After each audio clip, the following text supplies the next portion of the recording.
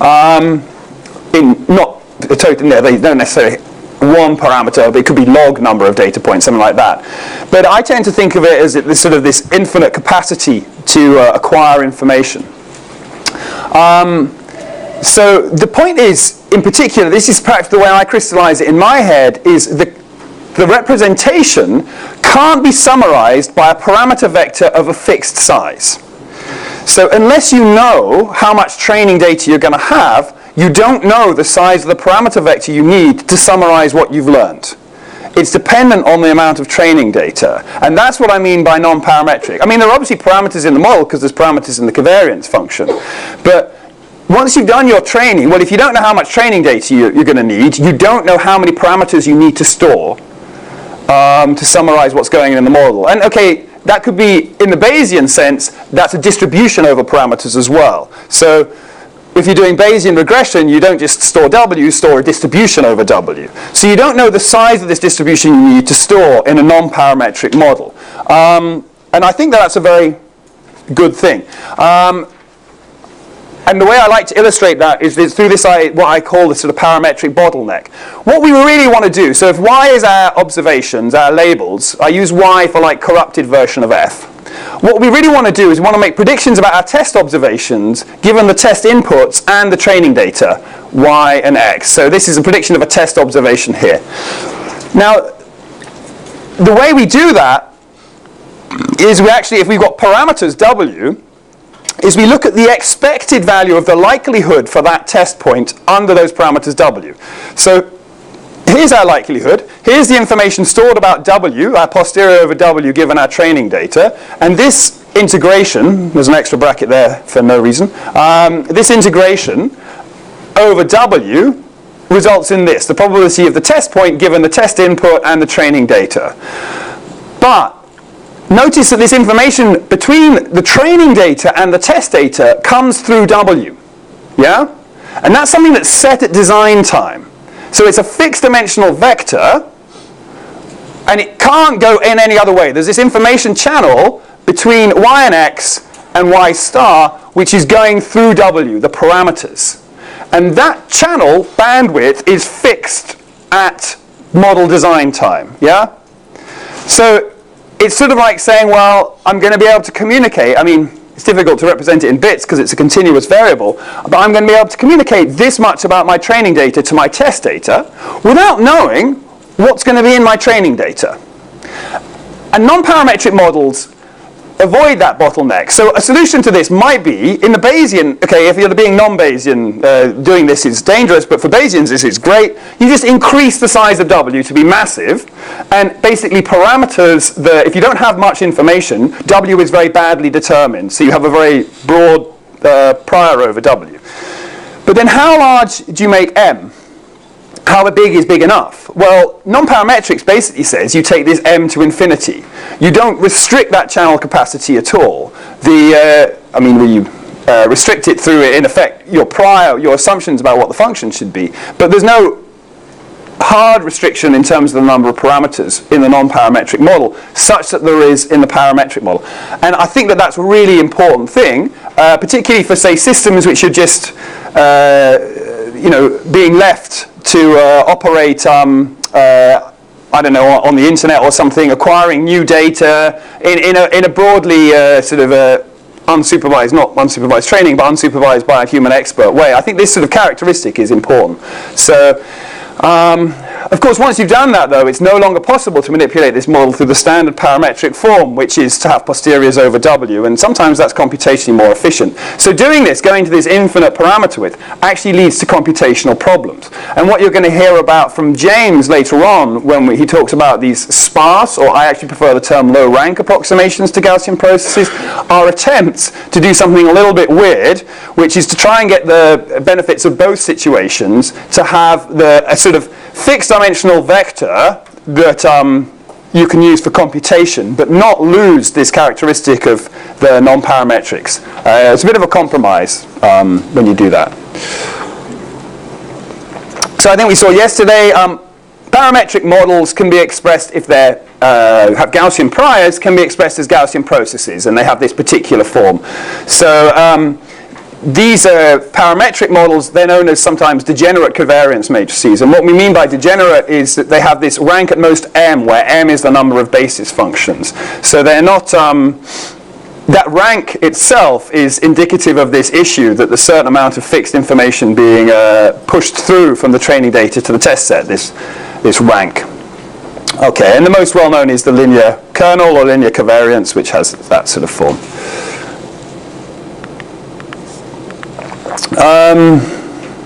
Okay, I think I've sort of reviewed that, and that's been talked about too.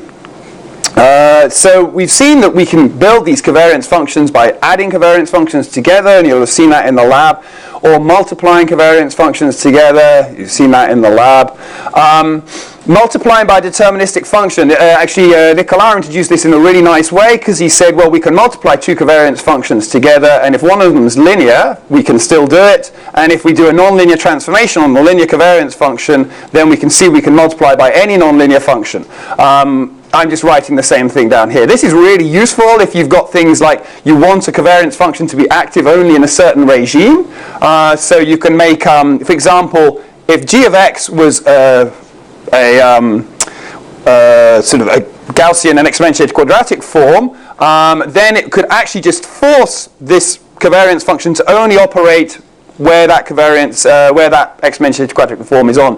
In the example Nicolas used, he showed a 1 over x form. So it basically said the covariance was very active near the origin and not active as we went to large values. I like this covariance function. This is called sometimes the MLP covariance function. We looked yesterday at taking various infinite limits. Philip did a nice job of showing various infinite limits that lead to splines. This is if you take hyperbolic tangents. Sorry, not hyperbolic tangents. The error function. So the error function looks like a hyperbolic tangent, and this is the sort of thing you might use in a neural network. So it's got this sort of S shape, and you combine them together. Now it's a sort of non-stationary covariance function, and it has these sort of interesting sample paths that tend to saturate outside the region of 0. So it's another covariance function you could use. There's the linear covariance function. And if we just apply these covariance functions directly to f, so we get some observations of f, then we get this sort of Gaussian process interpolation. So this is the posterior you've been looking at in the labs, the marginal variances of the posterior and the mean. If we add data, in this case we've not put any noise in, so what actually happens is we get this collapse of the posterior around the points. Now, if you've done any signal processing, there's an interesting thing going on here. This collapse isn't absolute. This is not a delta function. There's some support outside this region. But if you've heard of Nyquist sampling theorem, the Nyquist frequency, that when you do signal processing, if you say you've got a band-limited signal, then you can reconstruct perfectly given samples at a certain interval. Well, that is just a reinterpretation of a Gaussian process. Band-limited signal was the covariance that Nicolas showed, where he said I've got a square function that led to the sinc covariance. Now, if you use the sinc as a covariance, it's not, and that's what everyone's using in signal processing all the time. They're just using a sinc covariance when they do their reconstruction, but they never think of it like this. They just think of it in the spectral side. What you'll find is if you get observations at certain time points, you reconstruct your signal perfectly. Now we're seeing enough data here that something similar is going on. And this actually causes problems. The problem that we saw in Philip's talk yesterday, where he tried to fit this covariance function to the rational quadratic, and it became super overconfident about the wrong thing, is a side effect of when these things collapse. So it can be a bad thing. But here it's sort of become very confident because there's no noise. So that's if we're just putting the prior directly on f, but if we add noise models, if we add a Gaussian noise model, then we add this sort of, one way of thinking about that is we add this Kronecker delta term to the covariance function, and then we can just get these independent noise and we get error bars where the data is. So this is a sort of classical Gaussian process regression. Now, I don't know if I'm that keen on graphical models anymore. I used to be. But here's a graphical model of what's going on. That we've got some observations of, we've got some variables which are the function drawn from a Gaussian process. And they're dependent on x and some parameters of the Gaussian process. Now, in practice, we don't normally observe this function in this noiseless way. This example here, there are some cases, and this is called Gaussian process emulation, where you believe it's noiseless. But in general, we don't necessarily believe it's noiseless. So what we're saying is then what we don't really observe is, we don't observe f, we observe some noise-corrupted version of f, which we call y. So that's what led us to before, is that we have this prior over f, and then we've got this likelihood over y, and we saw this in the linear regression. We multiply the two together, and we actually get a posterior over what the location of f should have been. And this is the sort of inference process in a very hidden way that would be going on in a Gaussian process. That this is what you think about f before you observe the data. You observe this data, which has some noise associated with it, and this is how you update f afterwards. Now that's great, and it works sort of all trivially. But it doesn't work if, so this is effectively using Bayes' rule to update a prediction locally. But if the likelihood, if the probability over y given f is non-Gaussian, this doesn't work. And this is problematic because many data types aren't Gaussian. So you might have binary data, you might have heavy-tailed likelihood, you might have count data. So the question is, what do you do in these circumstances? And I'm not going to talk in too much detail about this, but just try and give you intuitions about what might happen. So here's a different sort of likelihood. So this is a binary observation that's either -1 or 1. And what it says, the form of the likelihood plotted across f is such that the probability, this is the probability of the observation being 1. It's a binomial likelihood. This is the probability of the observation being -1. So if we're in this region here, if we're at 4, the probability of the observation being 1 is very high and being -1 is very low. So we're mapping from f to a probability. So you can just see one side of this. For example, a probability that y is equal to 1. So this is a sort of different type of likelihood. In this case, it's sometimes called the probit model. It's a probit link function for classification. So when you have this type of likelihood, you get this sort of situation here. In this situation, you've got this prior over what the function should be. But then you observe a classification label. Now the classification label doesn't tell you much about the actual value of the function, other than it should be perhaps above this value. So for example, what's going on here is it's saying that the classification label associated with this point here was 1. For the observation to be 1, we know that the output f should be somewhere in the positive regime. So this likelihood is saying, look, you should be in the positive regime. So if you multiply these together using Bayes' rule, what you get is this sort of truncated Gaussian. And this is where the problems start. So this is like your prior before you observe the data point. Your data point says, look, this was 1. The observation here, y is 1. Therefore, f must be somewhere in the positive space in order for y to be 1.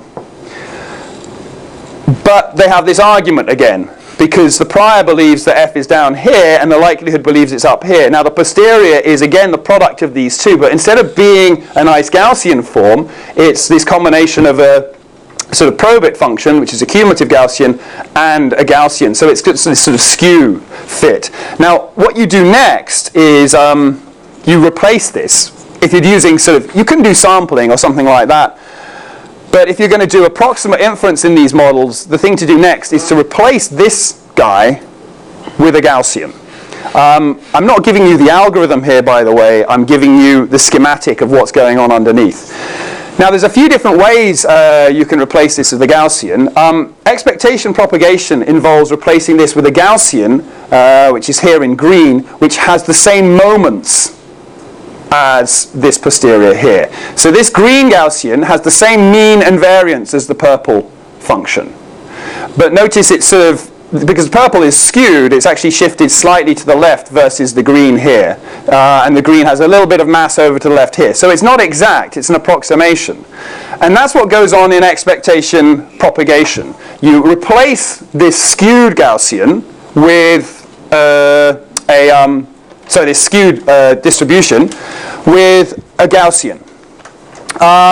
here's another potential likelihood. This likelihood is an ordered categorical model, so it has 3 categories. If f comes out in the middle, then it says the answer is 0. If f comes out positive, it says the answer is 1. If f comes out negative, it says the answer is -1. You might want to use these categories. These are like class labels, but ones which have some ordering. So, for example, small, medium, large. So if you've got data about a system which says these things are small, medium, or large, you believe in some ordering between these values. -1 would be small, 0 would be medium, 1 would be large. So this is allowing you to go from the function out to an output, a probability of 0, -1, or 1. So it's the binary model before was actually a special case of this, where you just remove this central class. So in this case, for example, if you observed it was 0, you would have this sort of it's almost like a square function. It's not quite a square because this is a combination of 2 earths. And again, you get a non-Gaussian form, and again, you would approximate the non-Gaussian form with a Gaussian. That's what's going on in EP, and you're going to do that in the labs for classification. So what you actually have to do is you have to fit the Gaussian to the data. You start with some initialization of approximations, then you fit the Gaussian to the data, then you update these approximations here, and then you refit the Gaussian process parameters, and you have to iterate around doing that, and that's one of the tasks in the lab class. Now the Laplace approximation is an alternative approach to doing this. So in the Laplace approximation, what you effectively do, it's probably not the right diagram for showing the Laplace approximation, is you don't do this. Here you're matching moments between your Gaussian and the underlying distribution. In the Laplace approximation, you make a local second order Taylor approximation. Sorry, that shouldn't say model, that should say mode. At the mode of that posterior. So actually you take the posterior, the entire posterior distribution, which for one data point would be this, but in general it's larger than this, and you fit around this mode. You look at, you take this function and you take a second order Taylor expansion, and that second order Taylor expansion is a quadratic. Sorry, you fit the log of this mode, and you do a Taylor expansion on the log of the mode, which gives you a quadratic, and when you exponentiate that, that gives you a Gaussian approximation. So what happens in the, let me just draw that.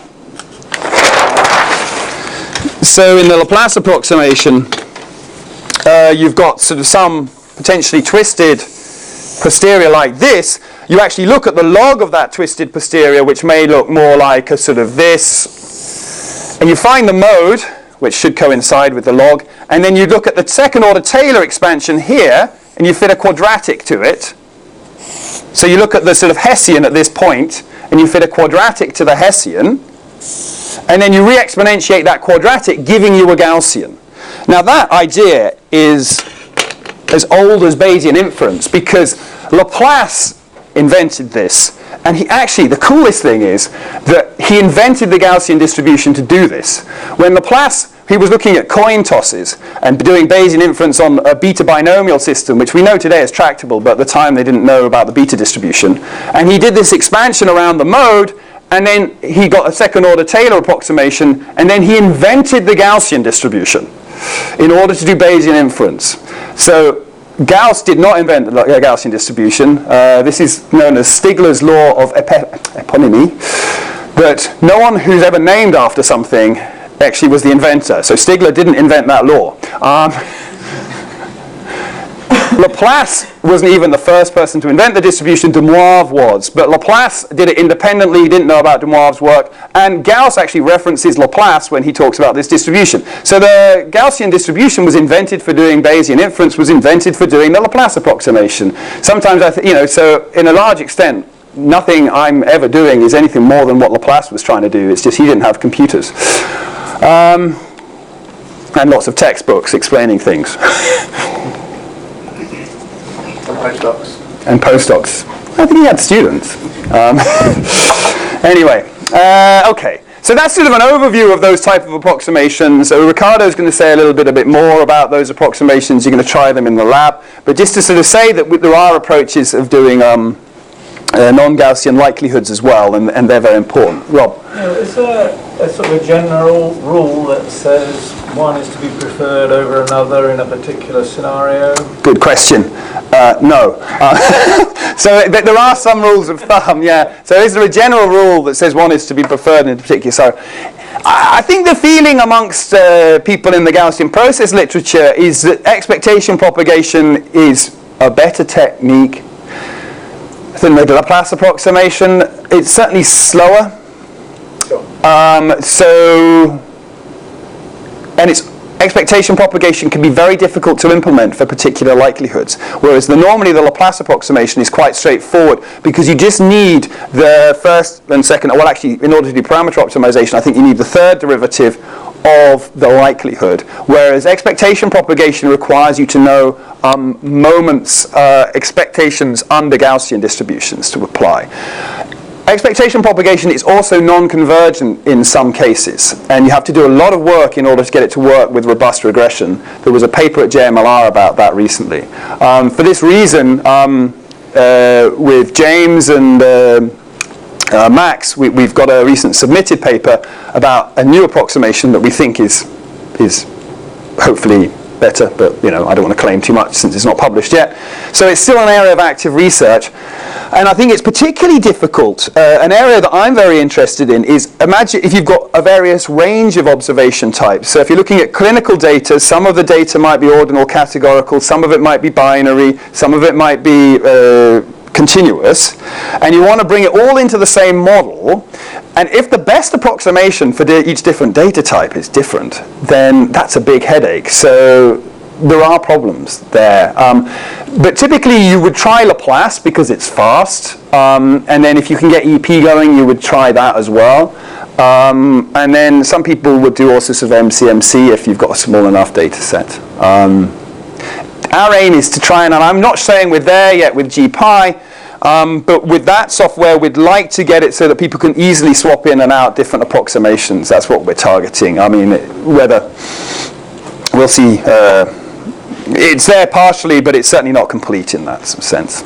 So thanks for that. Other questions at that point? Owen? Guarantee that the state is convex from the Laplace. Yeah, that's sorry. Good. Well, also this is true for EP. So multimodality is really the thing that. So the question. Well, if I just sort of repeat the question. Well, there's a few things there. Is it log concave, and is it? I mean, if you've got a likelihood that's multimodal, then this Laplace approximation has two places that it can go and sit. And so that's difficult as well. So I think then you're really looking at sampling. It's also a problem for EP, although people sort of say it's not, but it is a problem for EP. I worked on this with something called a null category noise model, which was sort of the inverse of this likelihood. So it said that a data point isn't in the middle. And then what happens is you get this tail popping up here. So you get, oh, is F either side or the other? And I don't think I had a satisfactory resolution to the multimodality. So I'd say there's sampling, sure, but I wouldn't say that there's a clear answer for how you deal with that with deterministic approximations. Other questions at that point? Okay. So sort of. Sorry, wouldn't sampling, though, depending on where you began, likely lead you to one or the other? Let's say if it was a bimodal. Yeah. So I think a problem with sampling. I mean, I'm not a real. I don't do much sampling, so I'm not a good person to sort of advocate it. And one of my concerns with sampling is, yes, it's an exact approach. If you sample for long enough, but very often you don't have the time to sample it long enough, and it becomes approximate. I mean, your Markov chain should mix, so if you sample for long enough, it should explore all those modes. But if there's many modes, it's unlikely to do that. So if you stop your sampler early, then you will get that problem. The problem is more obvious and explicit if you've got a deterministic approximation that's unimodal, because you're not going to explore more than one mode. Yeah. Other questions? Okay. So, how do we determine these covariance functions from the data? Well, one of the nice things about a Gaussian process, ignoring all those non-Gaussian likelihoods, if we have Gaussian likelihoods, we can write down the likelihood of our data in this very simple form. It's just the multivariate Gaussian. I mean, we could include the mean function. We haven't included it here. Now, the parameters appear in two places. They basically appear there in K and here in K.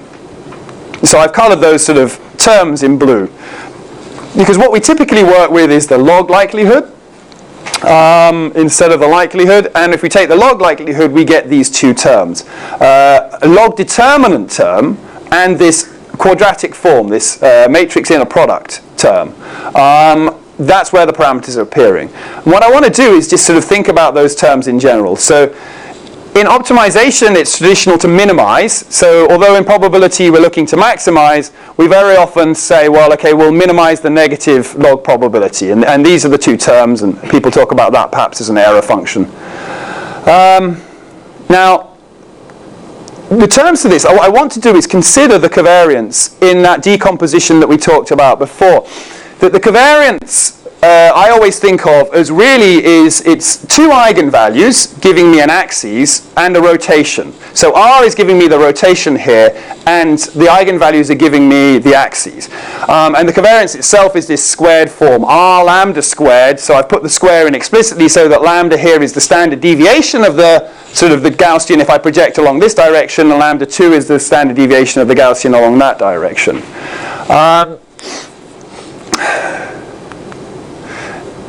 Now, the first of these terms, the log determinant term, what I want you to think of that is as capacity control. Because the determinant of a matrix is the product of the diagonals, the product of the eigenvalues, right? Now, the eigenvalues, if you look at the eigenvalues, they give us this basis. So here's if you look at the eigenvalues in the diagonal form, they give us the basis which is axis aligned. And the product of those eigenvalues is that. Okay? So it's an area. So the determinant actually arises because when we integrate over the Gaussian, to normalize the Gaussian, we need the determinant. Now, I don't know how often people, when they're thinking linear algebraically, if they think of this, but basically, the determinant is always a volume or a hypervolume. And what it's telling us is the sort of the footprint of the Gaussian. So the larger the determinant, the larger the footprint. And what this is saying is you want to minimize that footprint. So you want the Gaussian to not be large. You want it to focus on a few things. This term doesn't involve the data, so it's like a capacity control term. If the Gaussian is large, then it can model lots of different data sets. If the Gaussian has a small determinant, it can only model a few different data sets. And what it's saying is basically, in the absence of this term, keep your capacity down. Don't try and model lots of different data sets. This term here is actually a data fit term. It's not obvious necessarily why it's data fit, because normally with data fit terms you might expect data minus prediction squared, something like that. So just sort of illustrate why that's a data fit term. Now, point one, notice this determinant, it just doesn't change when things are rotated. The volume of the Gaussian, if you rotate this so that with the matrix R, the volume stays the same. It's just a rotated thing. So determinants, the determinant of the covariance is you can rotate things around and ignore everything. Now, this isn't quite what happens in optimization, but one of the things that you can do in optimization is to fit better the data through doing rotation. I mean, if you just change your parameters, you won't necessarily rotate things. But this is one way of envisaging the sort of thing that can go on in a Gaussian process. So this here is the quadratic. So I said it's a quadratic form, and it's got zero mean. So this is like the quadratic well associated with an axis-aligned covariance. So this covariance here has a basis which is axis aligned. Now, if this is a data observation, the question is, how can we get that data point to fall lower in the well without changing that capacity? Well, one way we could do it is by rotation. Okay? So And what's really going on here is we've observed the data point between y1 and y2 that's correlated. It's observed 2, 2. So it's correlated. And what's really going on for this part of the model, and remember we've got a model over 300 data points or something, it's just looking at 2 of those data points. If you were able to rotate that thing to make these 2 data points more correlated, you could do so without actually changing the capacity. Now in practice, it would be a compromise between making the capacity perhaps slightly larger and maybe trying to rotate things, because you haven't parameterized the covariance in such a way that you can just do these operations independently, because we've got a constrained parameterization of a covariance. If we had an unconstrained parameterization of the covariance, k, and we did this fit, if k was just any parameterization we like, we're just fitting a Gaussian distribution, right? But here we can only move k by changing its parameters. So what's going to try and happen, or the sort of thing the likelihood's trying to do, is when it has this type of observation, is move parameters in such a way that these 2 points become more correlated, perhaps without changing the sort of different types of function the model includes. So you've got this trade-off between improving the data fit. I mean, the reason the capacity is important is because you could just blow this thing up. You could get this guy down to 0 by blowing up k, right? And then you could have him right at 0 by scaling everything up. But if you do that, you blow up the determinant term. So you don't want to do that. You've got this compromise between, you could expand it a little bit perhaps, and the way of expanding is actually increasing the noise. So you can just blow this whole thing out. If you increase the noise, what happens is this becomes circular. So you could just replace everything by noise to try and pull this in, but you pay a penalty in the capacity term for doing that. Obviously, the computer isn't thinking about all this stuff when it's working. These are just intuitions for what's going on, a balance between 2 different terms. Typically in standard kernel methods which don't make probabilistic interpretations, you don't end up with this term. You have some sort of data fit term. It won't necessarily look like this, and that's why you can't maximize the objective to get the kernel parameters. So this capacity term is crucial. So just to show a simple example of that going on, here's a sort of simple data set. And what I'm going to do is I'm going to change the length scale, and in blue you're going to see plotted the capacity term, and in red you're going to see the data fit term. The data fit term starts good and gets worse. The capacity term starts bad and gets better. And the combination, the sum of the two, which is shown in purple, actually ends up with a minima at some point. So the capacity term, oh, maybe I've got things the wrong way up. Oh no, yeah, that's right. Yeah, the capacity term is getting better, it's being minimized, and the data fit term is getting worse. But the combination of the two says that actually there's a good trade-off between these two, and that trade-off, if we go back to that point, is there. Yeah.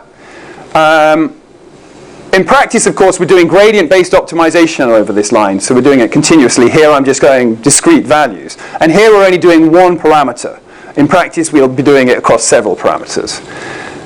Now, a natural question is that optima unique?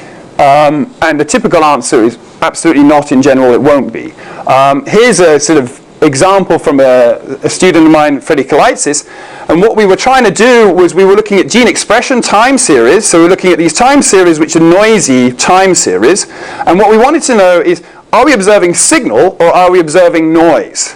Now, Gaussian processes have this beautiful interpretability in this case. We're summing 2 terms together, a white noise term and an exponentiated quadratic, which is representing our signal. And they have parameters in front of them which determine which is more important. So we could fit these Gaussian processes, and we can say, does the Gaussian process prefer to describe this as signal or noise? Now, this is across 6,000 genes, and the nice thing about doing 6,000 genes is you'll definitely find one gene where things are multimodal. And this is actually the error surface. Sorry, this should be a bit bigger. So what we can do here is we can actually fit the scale.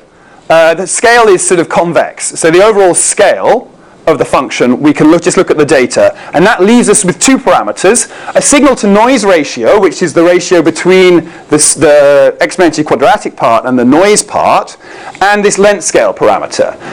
And this is the likelihood surface for these things. Now, it's got multiple optima. There's one up here, there's one here, and I think there's one off there. But I'll show you what those optima are. So this is one of the optima.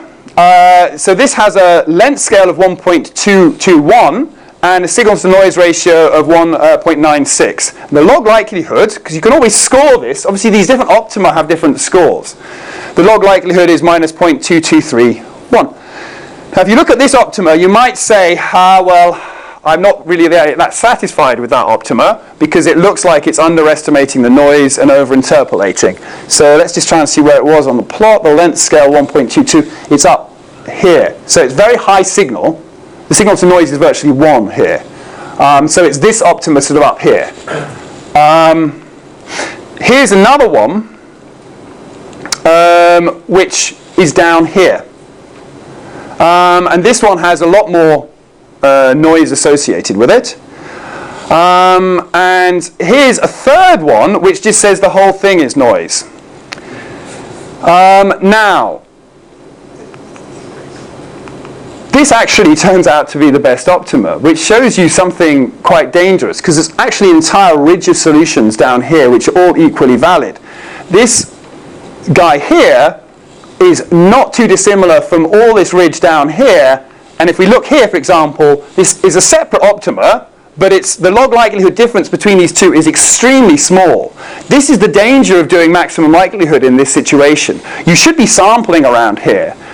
Because we're getting incorrect error bars in any of these circumstances. What we really want is a combination of these things. So you have to be a bit cautious when you're doing this. In this case, for sure, we do not have enough data. Our data set is not such that we can determine these length scales and these signal-to-noise ratios correctly. In practice, we didn't do any sampling in this case because the probability of either one of these is we actually explore this entire surface to do this algorithm. We do some sort of grid-based optimization to try and make sure we find all these modes. So we took a look at all these modes, and then this mode is so much less likely than the other two. Like, even though those aren't good predictions, we kind of say, well, there is signal there. It's neither of those probably. It's somewhere between them, but there is signal there. So we call that as something that's expressing. That's 1 out of 6,000 genes where we should certainly have done sampling. So limitations of Gaussian processes. Well, inference is order n cubed because of these linear algebraic operations that Philip was talking about.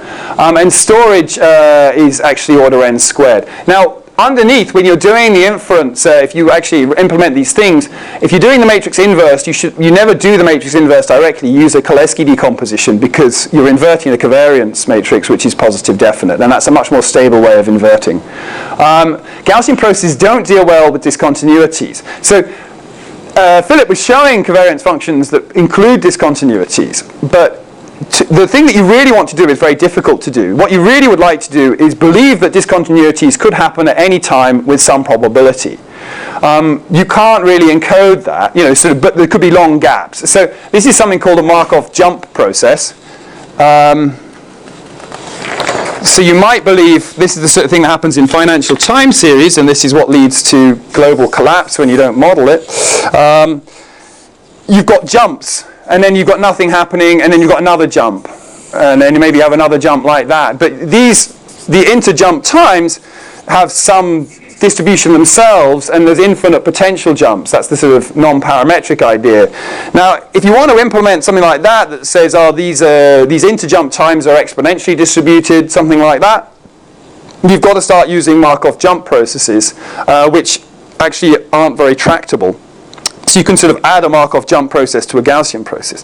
So in practice, we don't tend to do that. What we tend to do is we add basis functions. So you could just add basis functions that do this. But you then have to parameterize the location of each basis function, the size of each jump, and you're back to a sort of parametric way of encoding those things. And so you have to be a bit careful about doing that. If you don't know the number of jumps, you've got to have a method of working that out. The sort of things people have done to solve this is these things like these infinite mixtures of Gaussian processes that Carl Rasmussen, I think Zubin worked on, where you say you have a region where one Gaussian process applies, and then another Gaussian process switches in, and then another Gaussian process switches in, and that gives you sort of discontinuities.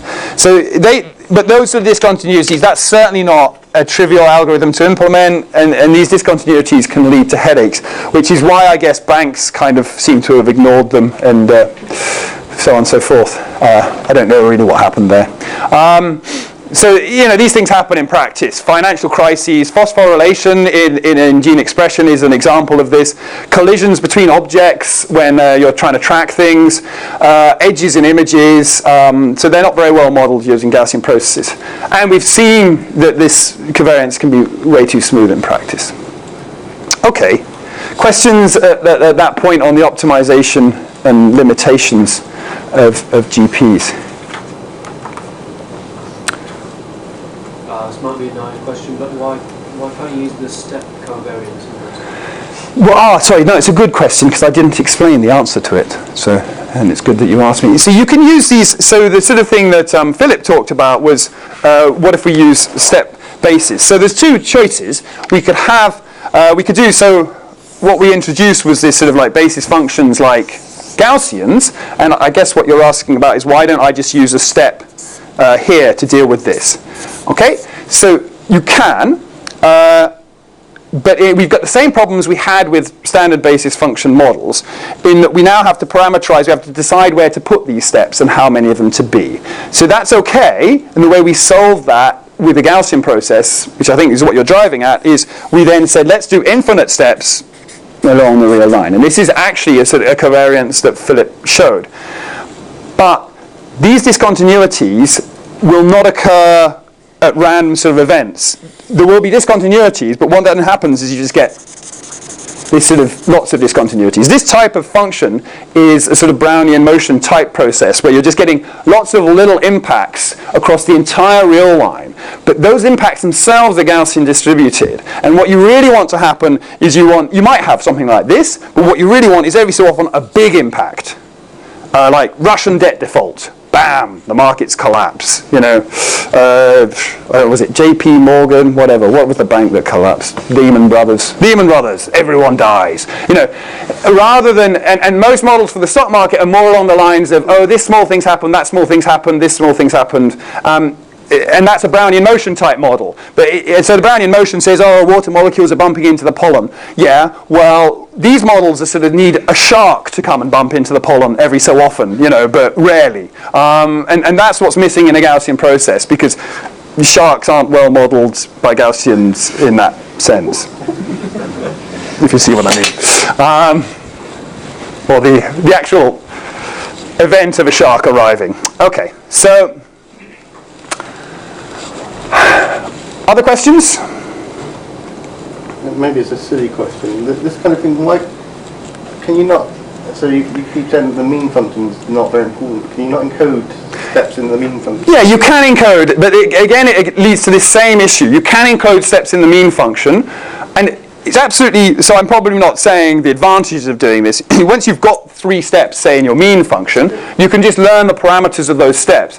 But it means that model design time, deciding I'm going to have 3 discontinuities, which isn't very helpful if you're sort of trying to predict in the future. So say we're doing risk model extrapolation into what's the possibility of debt default. We actually need to have a good idea of how often these serious crises occur in order to get our probabilities well calibrated. So it's a good question, because I think I'm probably going too fast with that idea. You can definitely include discontinuities in the mean function. You can even build covariance functions based on Bayesian treatments of mean functions that will have discontinuities in, but they will have a fixed number of discontinuities. And in order to get an infinite number of discontinuities, you have to do something like Bayesian non-parametric Dirichlet processes on top of Gaussian processes, which you can do, but it's sort of beyond the scope of what we're talking about, and it's reasonably complex. I think Ted knows about Bayesian non-parametric, so ask him how you do that. Okay, so one thing, why do I really like Gaussian processes is because I don't like to have to know about too many things, and Gaussian processes turn out to be a lot of different things. And I hope we'll also see that in the workshop on Thursday. But one of the things that is also a Gaussian process is, so the Kalman filter algorithm. This is another area which is dominated by this confusion between model and algorithm. So the Kalman filter is an algorithm for fitting a linear Gaussian model. And Simo, who's here, I like to say, so I'm going to say he's going to talk about this because Philip kept doing this and he didn't have any of that stuff in his talk. So Simo's going to talk about this on Thursday, so he has to rewrite his talk again. He might mention it a bit on Thursday, but the Kalman filter is generally a state space representation for what's going on. I don't want to introduce it in detail, and I definitely am not expert in it, so I'll just give you my sort of schematic of what's sort of going on in a Kalman filter. So in a Kalman filter, this is sort of backing away, apparently, from Gaussian processes initially. We have some state. So actually, we're just going to start with not Kalman filters. We're going to start with a Markov chain, a Gauss Markov chain. So in a Gauss Markov chain, we've got some state, which we observe. I'm calling it x here. And what happens is x at any time point, this is discrete time observation, is given by x at a previous time point plus some corruption. So it's some sort of auto-regressive thing going on. What happens in the future is given by what happened in the past plus some corruption. And what we're going to do, this is a general Markov type idea, but in a Gauss Markov system, you assume that that corruption is Gaussian. So you say that what I observe at time point I is given by something at time point I minus 1 plus some Gaussian noise. That implies, of course, xi is Gaussian distributed with mean xi minus 1 and variance alpha, if we've set that to alpha. Now, if we define an initial state at time 0 to be also Gaussian distributed in some way, then what we have is a Markov chain that's specified by initial Gaussian distribution and a transition distribution which is also Gaussian. Now, to just give you an idea of what's going on here, I've started an initial state of 0, and I've taken a Gaussian sample, epsilon 1, which is minus 2.24, and I get that Gaussian sample is down here. Now, I now take another Gaussian sample, which in this case is 0.457, so I add that to the previous one, and I move up a bit. So my first one was subtraction, my next one's positive, so I move up. The next one's, I went to 2. Next one's positive, 0.178, go up. Next one's negative. These are all Gaussian samples. So I get this sort of discrete Gaussian path, yeah? Where this is like a Gaussian random walk in X. Now, multivariate Gaussian properties, I like using these. Here's a little reminder of these properties.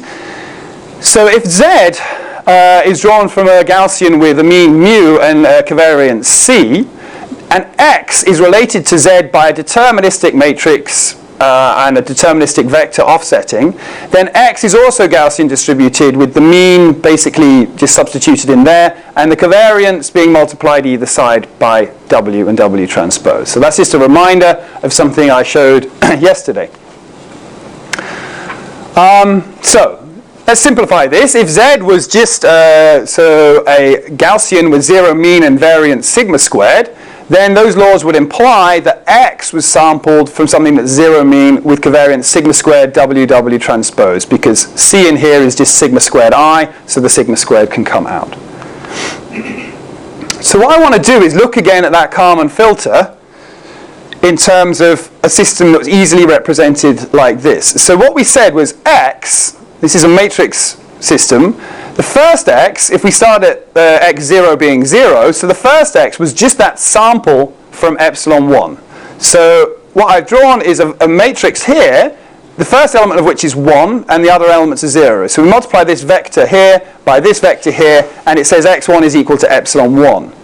Now using this loaded triangular form, because of course x2 is equal to x1 plus epsilon 2. So recursively, what that says is that x2 is equal to this form here, x3 is equal to that form there, and x4, x5, so on. So I'm just reconstructing that model, that sort of, I'm substituting, in order to do that, I'm reconstructing this model in such a way where I'm writing x purely in terms of epsilon. And the reason I'm doing that is because I want to apply this rule to x. To epsilon in order to derive the covariance for x. So if I define this matrix to be L1, so I mean lower triangular of 1s, I'm not going to introduce an L2, and it's not a norm. What I'm saying is basically that x is equal to L1 times a vector epsilon. But we know that since epsilon is Gaussian, then x will, well, let's say it's a Gaussian distribution for the moment. And in fact, we know what the mean and covariance of that Gaussian should be. So the expectation of x is, this is my expectation sign again, is equal to the expectation of L1 times epsilon, which is equal to the expectation, L1 times the expectation of epsilon. Because epsilon is drawn from this distribution here, and it's 0 mean, the mean of x is 0. Now the second moment of x is just given by L1, and this is just applying the multivariate Gaussian rules again, so I'm going through this quickly, times the covariance of epsilon, L1 transpose.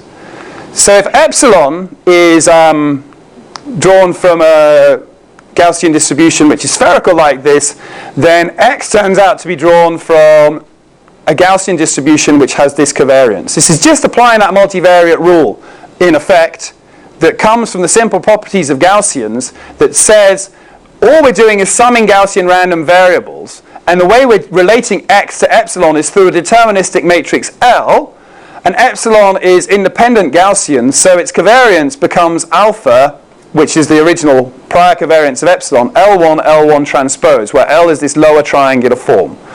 You can do a lot of maths with probability distributions to do this. If, for example, this was non-Gaussian, this would be very difficult to show what was going on here, relatively speaking. It's kind of very easy in Gaussians to do this because of the way, as I think Philip said very nicely, that linear algebra maps so beautifully to Gaussian models. So the algorithms for Gaussians are normally linear algebraic. So what I want to do, that's not really a process because that's discrete time. So what I want to do is I want to make the variance associated with these samples dependent on the time between things. So I'm going to sort of assume that the longer a time we see, the higher the variance is added to try and allow this to become continuous. And I'm allowing that variance to grow linearly with time. That assumption is kind of it's related to the sort of integration over what would happen across a process. If I took lots of small intervals and I added up what happens in those small intervals, I would see a variance that grows linearly with time. So I'm sort of forcing that assumption. And that's what I'm trying to say there. Now, if a variable's... so yeah, that's what I'm trying to say with those 2 points there. So what I want to say here is that I'm going to add this delta t to scale that variance. So that's the time interval that's going into this process. So if I wait for a short amount of time, the variance is smaller. If I wait for a longer amount of time, the variance is larger. Now let's look at what this means in terms of covariance function, because now I've made this, by introducing that delta t, I've kind of made this covariance a function of time. So if I look at the elements ki, kj, what I really want to know is how are they a function of time.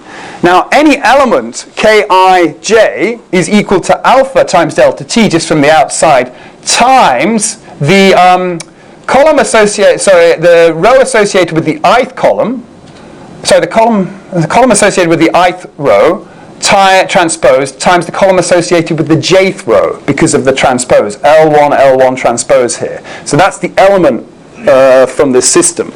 So here, this L notation here is a vector from the kth row of L1.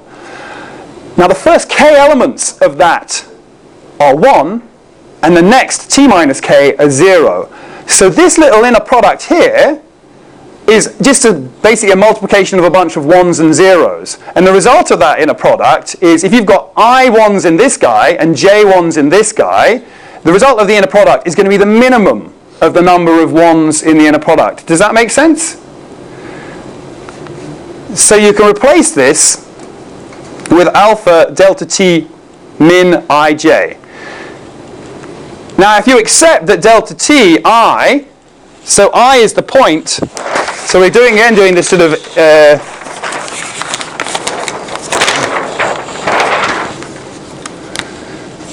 so I is this axis here with delta t's in between, but this axis is supposed to be time, so delta ti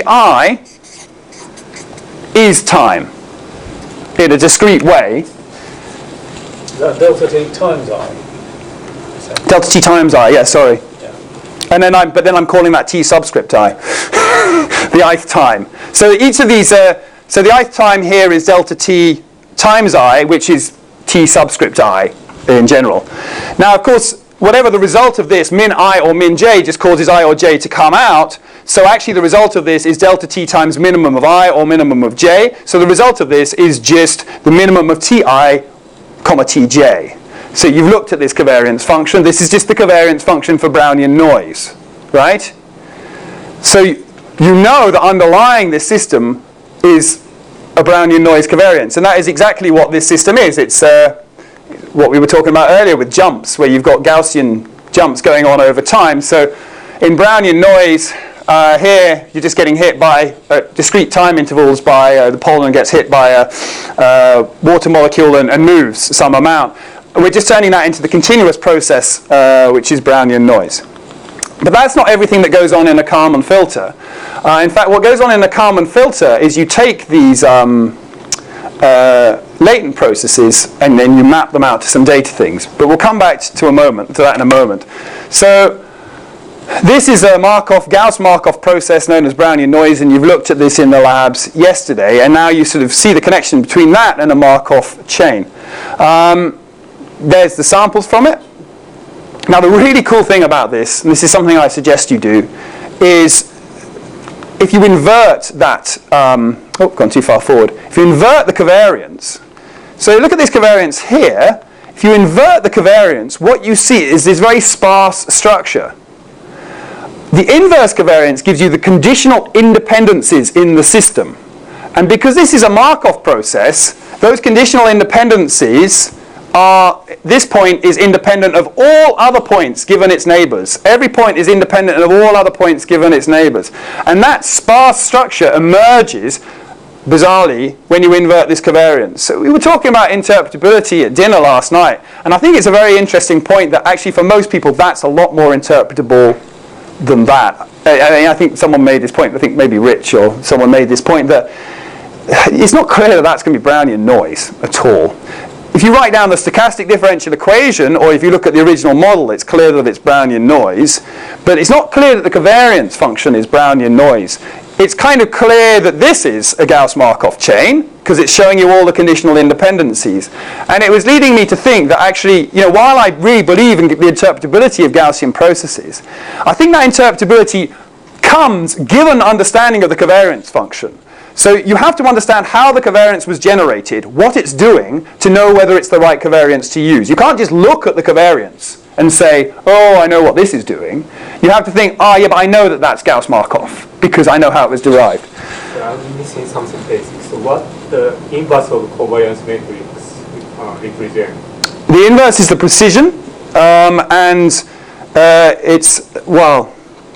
the inverse of a covariance matrix, I don't really want to go into the details of this, so it's just sort of something I'm telling you. But because it appears here, the inverse, if that inverse is sparse, then what it means is you've got cliques. You can actually start separating out your function into a bunch of products of like yi times yj. If these two are connected in the inverse in a sparse way, this thing turns out to be a sum of little cliques. And that means it's a graphical model. That means that you've got some sort of so it's a very hand-wavy discussion, this. That means you've got some sort of relationship between your y's, y1, y2, y3, which is defined by that inverse covariance. And actually what you can show is that this guy, in these graphical structures where you build these things from cliques, you can show that knowledge of this guy and this guy is all you need to understand this person. You've got this idea of a Markov blanket around this guy. And that means that this guy is conditionally independent of these. So if you know this, he's independent of those. In practice, though, the covariance is about a different type of independence. It's not conditional independence. And this thing is correlated with this if you don't know that. So if you want to know that conditional independent structure, you look at the precision matrix. And most of the time, you will find it is densely connected for a Gaussian process. Everything's connected. But because of the way we've constructed this as a Markov model, you find it sparsely connected. And it's this coincidence of two approaches of modeling, a Gaussian approach and a Markov approach to modeling. And there's only like a few covariance functions where this happens. Another one, the unique stationary Gaussian Markov process is the Ornstein-Uhlebeck or OU process that I think we've also talked about in the lab. So you know something physical about, sorry, did that answer the question? Yeah. So you sort of now know something physical about this covariance. You derived it in a physical way. And I think that that's very important when you're talking about interpretability. Why is the Gaussian process formalism important then when you sort of say, well, you just had to do all that work to develop that covariance? Well, because of these rules that say, these kernel combination rules that actually mean physical things. So if F1 is a Gaussian process and F2 is a Gaussian process, the covariance of the combined process is K1 plus K2. That is very interpretable. And I think that's where this interpretability is coming in. So it's perhaps misleading when I sort of talked about interpretability to think of it just in terms of the covariance function. When you look at this decomposition of the covariance function, if you know, that's an Ornstein-Uhlebeck process, or that's a Brownian motion process, and that's an infinitely smooth exponentiated quadratic, when I'm decomposing my signal, I'm decomposing it into two things, a Brownian motion and an exponentiated quadratic. Or this might be a linear function, or this could be some parametric function, or it could be the step model from things we looked at before. So I think that's where the interpretability is really coming in, that you're summing these sort of covariance functions together. Other questions at that point?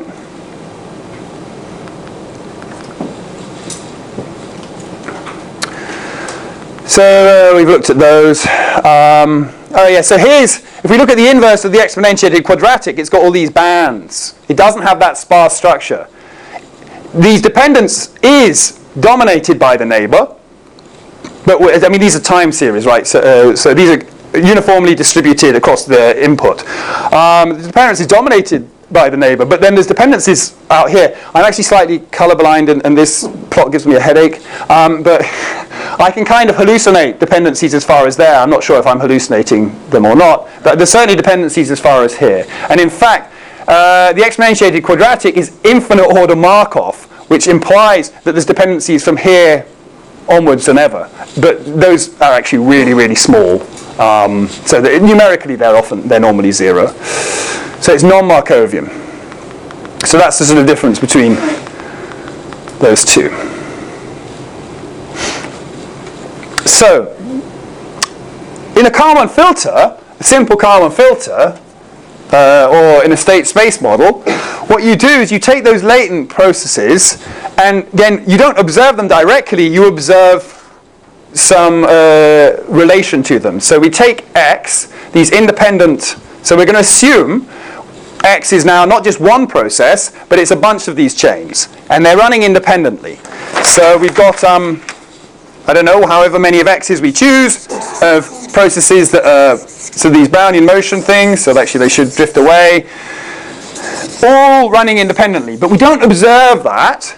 What we observe is a sort of weighted combination of these. So we take a vector W1 and we multiply this one by W1, multiply this one by W2, and multiply this one by W3, where W1 has dimensionality of the observed data space. We add those three things together, and that's what our observed data is assumed to be, perhaps with some Gaussian noise corruption, but let's not worry about that because that would be easy to add if it was there. And what that says is in matrix form is this.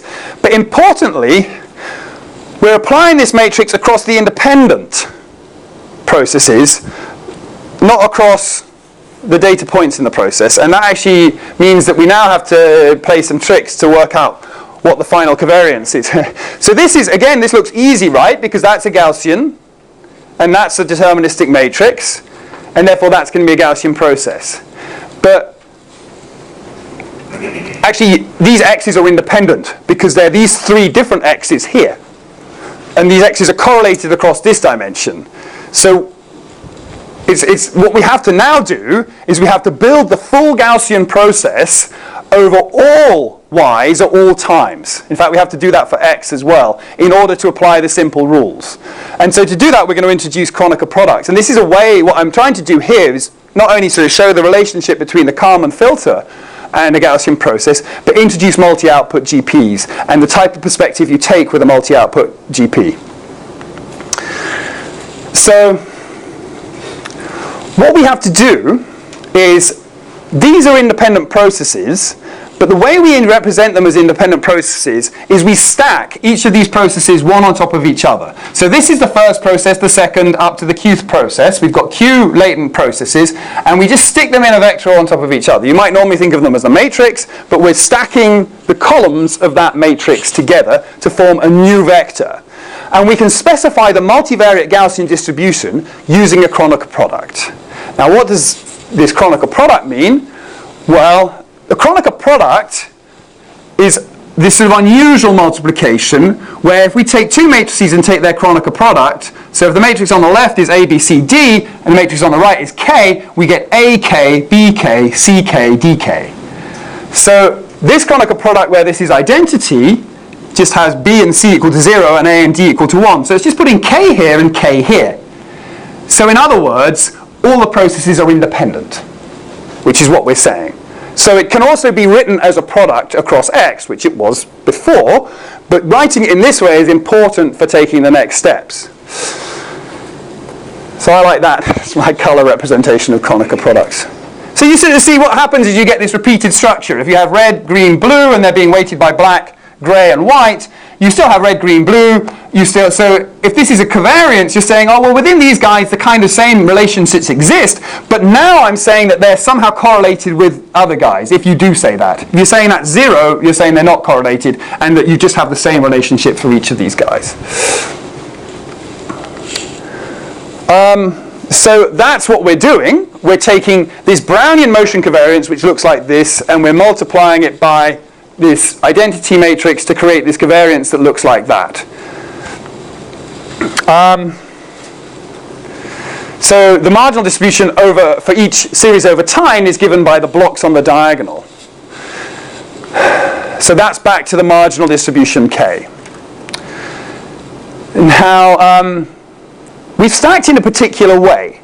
We chose to stack the columns on top of each other. The columns represent the separate time points under the design matrix definition.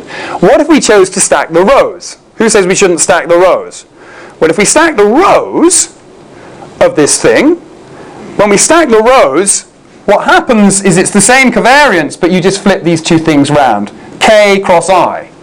Now, K cross I is a little bit harder to visualize, yeah?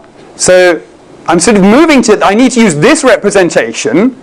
Why do I need to use this representation? Because I don't want to multiply by a matrix. I'm trying to make it clear. You can do it the other way, but I'm trying to make it clear. I don't want to multiply all time points by W. I want to multiply the bits across one time by W. So this representation is exactly the same. It's just a reordering of the covariance matrix.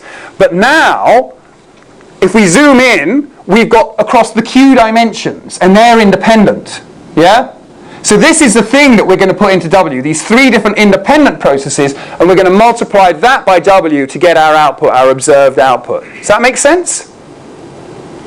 So these Kronecker structures are really useful. They're like, the depressing thing about Kronecker products is that you know linear algebra is extremely useful, and it's worth learning in order to do the sort of complicated multivariate things. And then when you start looking at Kronecker systems, you think, oh god, this stuff is a nightmare. But you know from past experience that learning linear algebra was useful. And the Kronecker product is a way of sort of taking that linear algebraic experience into sort of multi-dimensional objects that aren't matrices. So they're quite useful as well. So we're relating y to these latent processes x by this. And that means what we want to do is now we've got x in this form. This is a sort of a row of x. Which is being transposed and stacked. We want to multiply each row of x by w. So now that we've got it in this form, that's going to give us our vector of y's.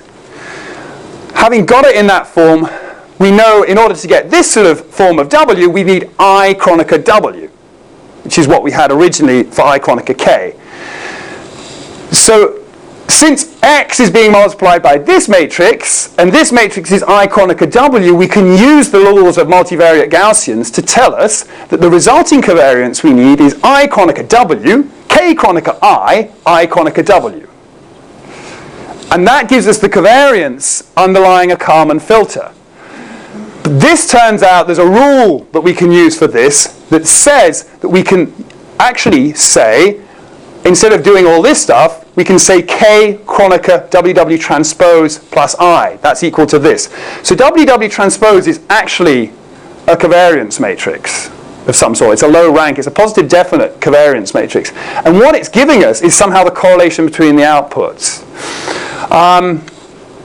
So what we're saying is the y's we observe are given by a Kronecker product between WW transpose and K. And that gives us a multi-output process. In Kalman filters, you don't normally represent things like this, because doing so just leads to headaches in terms of inference. But that's the reason the modeling and algorithm are important to keep separate. Algorithmically, you wouldn't do this, but if you want to understand a Kalman filter in terms of a Gaussian process, it's kind of worth doing this.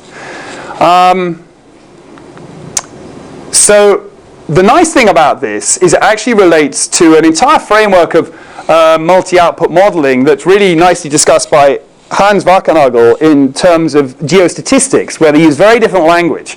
So my PhD student and Lorenzo Ravasco did a really good job on writing a review of the things that Hans talks about in multivariate geostatistics and trying to interpret them in the kernel language. Lorenzo's a kernel guy, and the Gaussian process language, so people don't keep reinventing stuff that the geostats community invented a long time ago. It doesn't mean everyone reads it, but this model is known as an intrinsic co-regionalization model under Hans's description of these models or in the geostats community. And this structure leads to sort of several different papers. So this structure actually turns out to have this sort of form if you write it down in terms of individual elements. If you've got a particular output, what you're doing is you're computing one output associated, covariance associated with the outputs and one covariance associated with the sort of time or inputs or whatever, and you're multiplying them together. And some people call this like a multitask kernel, and it's been called that. We represent things very much in this way. The way we build this model is, so this is just a matrix, right? There's a fixed number of outputs. But in GPy, what you'll see we do in the example is we sort of treat this as a covariance function. And the way we treat it as a covariance function is just by indexing with a finite number of values. So we say, it's called co-regionalize in GPy, and we say, if we want an element of this guy, we say, give us element k 1, 3. And that gives us the second column and the second row and the fourth column because we're indexing from 0 in Python. Yeah, so we sort of, instead of inputting an actual time, we just input the output we want. Okay, and actually that way of thinking about it isn't the way certainly Maurizio and I used to think about it. It's something we've developed talking about it with James, which allows us to apply a large range of approximations that we've already got for the single output case to the multi-output case. If you think about it like that, and that these covariance functions have this special form, this is a form that Nicola talked about yesterday, what he'd call the tensor product form, where you've got two different spaces, you're multiplying two different spaces which are separated. And that form equates directly to this intrinsic model of co-regionalization. But it's also, we might do this with space and time as well. It's something people commonly use for models that are spatiotemporal. They build a spatial model here and a temporal model here. We're just doing it for space and output. But we're always predicting over a single vector. It's just each vector is now indexed by which output it's associated with. It's like tuna sandwich is index number 1, Burger King is index number 2. Yeah? And it's just a special structure of covariance for dealing with those discrete outputs. I think that came up yesterday, dealing with those discrete inputs. It's a special type of discrete input. And therefore, we're using this special type of covariance structure. Of course, this is the covariance if we have y observed across all outputs at all times. So y is a big matrix. In general, we might not have that. We might have y missing at some times or for some values. And this representation which is directly equivalent as long as this is just a sort of matrix. This representation here allows those outputs to be observed for any output at any set of times. And we've got a little Olympics example in the lab for illustrating that. So you can cross-predict between the women's 400 meters in 1896, when women weren't allowed to run the 400 meters, and the men's 200 meters in 1927, or 27, there was no Olympics, in 1984. You build that covariance in. You can fit that covariance across these different outputs. Okay, so a more general class of multiple output covariances. So we can sort of re-representing that as this matrix B. Some people like this idea that actually it's for any given inputs there's a matrix covariance. This is more like the Kronecker representation we had before, and that's a convenient representation to show this idea of the linear model of co-regionalization. So the linear model of co-regionalization just says let's sum up a bunch of these things, and pretty much any existing approach in the machine learning literature, and I'm sure it's true of stats literature, can be seen as a variant of the linear model of co-regionalization. Just all independently, separately invented, partly because people use different approximations. Actually, this form has some advantage. If you've got it in this form, you can do this inverse very efficiently. And we don't have that ability in GPy. We haven't implemented it. So this form is very useful for that. In fact, I have a paper on that at NIPS a few years ago. But if you have it in these more general forms, you can't do these inverse very efficiently. In the review paper, we called this type of thing the sum of separable kernels. Why sum of separable? This is separable into the sort of outputs and the inputs. But if you add a bunch of these together, it's no longer separable in that way. You're adding a bunch of multiplications and you can't factorize anymore. So it's not factorizable itself. And this factorizability has certain implications. So the thing I forgot to say is here we were deriving the covariance for Kalman filter. But of course, we can put any covariance in here we like and still use this. That's how I've jumped to general Gaussian processes. So the Kalman filter is the particular one where that's a Gauss-Markov covariance. Now, this is pointless, as far as I can tell, for Kalman filters. This is what this would be under our interpretation. Summing covariance functions is like adding each of those models separately. So you can, if this was a Kalman filter covariance, this would be like adding a bunch of Kalman filters together and fitting them simultaneously. But because the Kalman filters are Gauss-Markov processes, there's no point in doing that. You would just get a new Kalman filter with different parameters. But in general, there's a lot of point in doing this for general Gaussian processes. So you never see people doing this for Kalman filters, but there's a lot of reasons for doing it in a Gaussian process. So it's very simple in GPy to do this. So what you're going to do is you're going to build covariance functions that are like this, and you can put any sort of covariance function in here you like and try adding them together in the lab later. So this is known in the geostats literature as co-cridging. This term cridging comes from an African mining engineer whose name was Krieger or something. I don't really know how to pronounce it. And there's papers sort of way back, 1978 on this. So most of these machine learning, some people say these multi-output things are multitask. Oh, these are all different tasks now. I really hate that terminology in this context because I don't mind the idea of multitask. That's very interesting. Like you've got different tasks, like you want to learn about running and walking, playing football, and they're related in some way. But to me, that's a very general problem, and saying something is the multitask approach implies it's the only way of doing it. And this is absolutely not the only way of doing multitask learning with Gaussian processes. So I prefer multi-output. As Philip said, you can think of these as structured output models as well. They relate to structured output models. Okay, so I think I've actually talked about that. Okay, so here's these covariants. So just to finish, just look at some samples of these systems. So here's a particular covariance. I talk about auto-cridgeability there. I don't want to go into that now. Here's a particular covariance where we've got a rank 1. So we've basically got one latent process and two observed output processes. And W here is 1 and 5. So if we just have one latent process and two observed output processes, then what you should expect to see is one of the output processes is 5 times larger than the other. Yeah? Simple. Okay? it gets more interesting if you increase the rank of this, or you increase the number, ineffectively increase the number of latent processes. The rank of this is the number of latent processes you're using. I actually have a really nice example of where this might be useful, and I wanted to include it as an example in the lab, but I didn't get around to it. So there's some different samples, and they all show the same thing.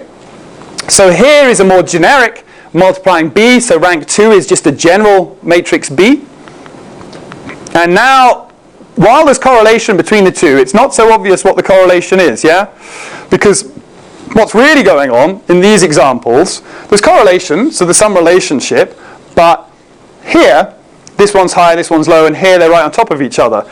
Because they're adding two different latent functions together, and they're weighting those latent functions in different ways. So you get a little bit more complex behavior.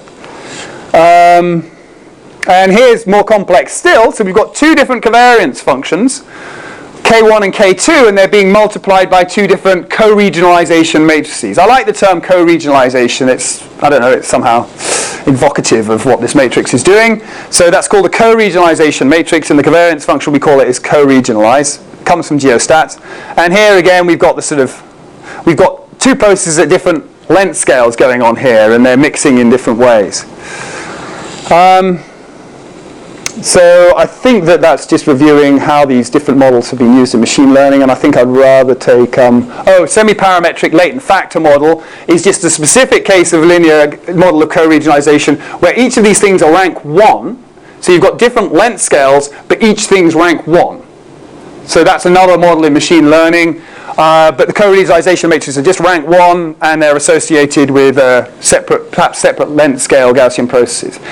I mean, when you look at this, this is just combinations of stuff you've seen before, that you can add covariance functions, you can scale them, and all we're doing here is adding and scaling and multiplying by a matrix rather than a standard thing. Nick? So far, the basis kernel for each of those is identical. No, in these two it's different. So K1 and K2, one's a long length scale. Sorry, I should have made that clearer. K1's a long length scale and K2's a short length scale. So you could stick in any kernel for K1 and K2? You can stick in any kernel, yeah. Now the challenge with these things is, of course, what you've done is you've made, because you've stacked your data, X on top of each other, you've gone from a data vector which was n-dimensional. If you treated them as independent, you had D or P n-dimensional observations, to one observation that is P times n, or D times n, depending on whether you're statistics or machine learning, length. So your complexity is now order D cubed n cubed, or order PA cubed n cubed, and your storage is much larger as well. So the sort of thing that I was working on with Mauricio was sparse approximations for that. But actually, with GPy, you can use our sparse approximations we've implemented out of the box. And it's sort of left as an exercise to the reader in the lab to have a play with that. We haven't worked with it too much, so I'm not sort of guaranteeing it works perfectly, but it's the direction we're going in when we develop in GPy. Okay, so those slides were really just about how these relate to other things, but I'd rather use the last 5 minutes to sort of see if there are any other questions apart from Nick's questions. Max? So you said there is, so you called them structured learning, right? These two P's. They can be. I wouldn't call them that, but people call this type of learning sometimes structured learning. They are sometimes called structured Yeah. learning. How can I introduce some of structure? So when I already know some structure, how they correlate, how can I introduce that? And how they correlate at the outputs? Yes. Yeah. So I think an interesting, actually, it leads me to say something that was just occurring to me. I've sort of assumed in everything we've done so far that the structure of this matrix here, B, is low rank or full. But it could be sparse inverse. And that's another structure one might want to include. So sparse inverse comes back to this thing we talked about before. So if we knew, for example, if Rob and I were married, or were brothers, I suppose is better, then we might link us in terms of predicting things about us. So if we've got some population structure, and then, I don't know, Max is my son, So I'm just revealing exciting stuff here. Then we might believe that that we know things about each other. That if I knew about me, Rob's my brother, so he's only related to Max through me. So there's some sort of conditional independence structure there. That if we know me, we know as much as we can about Max, and we know as much as we can about Rob. I mean, we may have other Robs, my nephew or niece or whatever. So that sort of structure there is a structure we might impose on B so that B can learn what those relationships were. We don't know how, maybe Rob and I have separate mums or something, I don't know. So we don't know how strong this link is. So we might want to learn something like that. So that's an example of something we might do. Another example, and actually the example I've got data about, and I'd love to get in as an example of the data set in GPy, is if you're on a bicycle, now you get wind. And the wind actually affects how fast you can ride, but it's not exactly obviously related to your sort of road speed.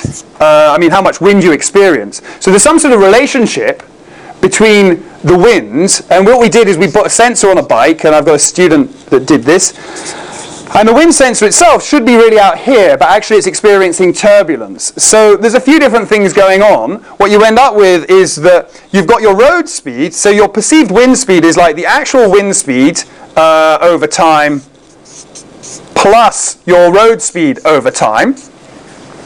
But then what you sense in terms of the wind speed is some reduced version, some constantly reduced version, because your sensor is not far out in the wind. And it's actually, this seems to hold in the data as we've looked at.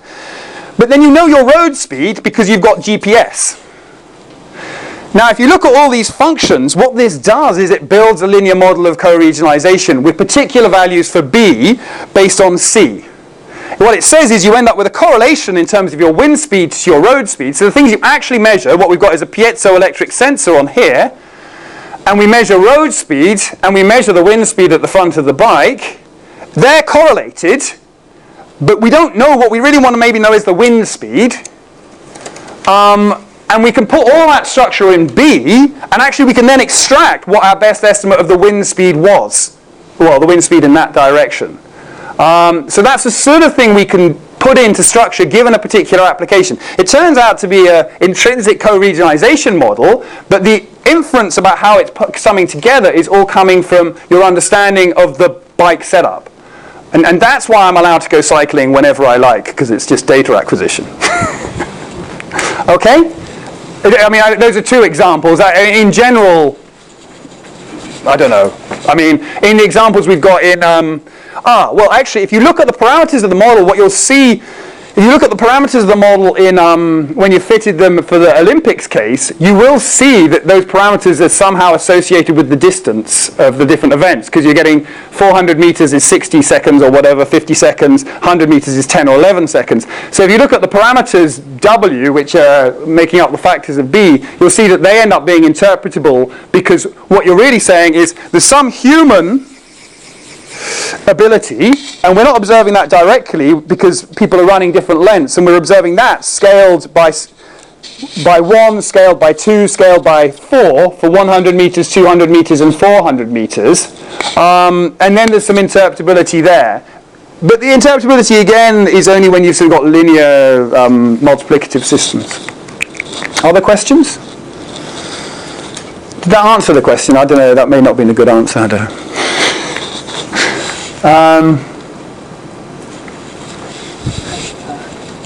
Just now, we talked about the discontinuity of Gaussian process, and what will happen if it's not very sharp here? If you use basis functions that weren't sharp, so the drawing is, let me do the drawing on the board. The question was, I'm not sure I fully understand it yet, but the question is, we talked about basis functions for Gaussian processes. What would happen if the discontinuity isn't very sharp here? And you use them as basis functions, or you build a covariance function from it? Actually, the covariance function I showed earlier, the probit one, coming from the neural network kernel, is like that. and you just get a different covariance structure. In that case, you just get this arc sine structure. I mean, it just affects the form of the end functions prior over processes. Yeah. Other questions? So you just said that Kronecker will correct to represent the different dimensionalities. That's very convenient for the math, but is that also convenient for the implementation? If not so, what do you do with practice? Thanks for that. I didn't really make it clear. It's convenient. It can be convenient for the maths. Let me try and re-emphasize that point. I'm actually not using in our implementation that you're going to use, it does not exploit the Kronecker product at all. It doesn't know anything about separability. Why? Because that's not the cleverest approach. It's just the most general approach, and we're trying to do everything generally. This turns out to be attractive. You can't inverse this whole thing directly, but what it turns out is you can do the eigendecomposition of this object efficiently. It's just two eigendecompositions. So I think the question's relating that to that this is convenient because you can obtain a matrix inverse of this efficiently. What happens if it's not efficient? Well, basically, in the examples you'll have, it's not efficient, and there isn't a general answer in terms of how you then deal with that. So papers that, and that's an area of open research. So with James in particular in the group, we're working on techniques for trying to deal with these cases, where you end up with massive data because you've got multiple outputs and many data points. Also, for me, in some sense, okay, the world isn't a Gaussian process exactly, but when you start seeing that these structures can occur, what your multi-outputs could be anything. So initially we talked about you've got this idea of consistency that you're marginally correct for the objects you're looking at, right? So if we're looking at the age of people in this room, we can build a Gaussian process trying to correlate those ages. But we know that it doesn't matter what the temperature is on the moon of Europa. If we knew that information, it doesn't affect us because marginally, even if it was correlated, if we don't know it, it doesn't affect our current predictions. But what you can think about for very large-scale applications is the idea that if we were to get new crazy information like this, and for me this is very important in the medical domain, so in medical domains we'll have very different information about different patients, and people will invent new clinical tests. So if you can imagine the situation where you've got this data about a population of 2 million patients, and someone starts doing a new clinical test on a new set of patients, you want to assimilate that new feature. It's a new output, right? You want to assimilate that new output with your data set. But under the perspective we've been given, now an output is just like another data observation. As long as you can define a covariance for it, how it varies with your existing data, which may be difficult, you don't treat that new output any differently than you treat a new data point. And I think philosophically that's really, really important for interesting challenges. And what I mean interesting, I mean like moving away from the data we've been given is just a data matrix Y. And we've got every value of this data matrix for all people. The sort of modern big data challenges is we may know 3 things about Rob, 7 things about James, and 8 things about Max, and they may be totally different things. But if we can, that doesn't matter to us in this formalism, as long as we can express what the covariance is between all those different things. And I think that that's quite hard to see how you do that for a lot of other different modeling frameworks. Yeah? Okay. In this medical example, if you have symptoms for different patients, for example, and you don't have a good prior about how the symptoms might be related, can you learn that? Well, that's the sort of thing, yeah, that's what you would need to do. You would want to build a covariance that related that, or tomorrow I'll talk a bit about latent variable models, and that's the sort of thing we want to use for that, using latent variables to represent how patients are correlated.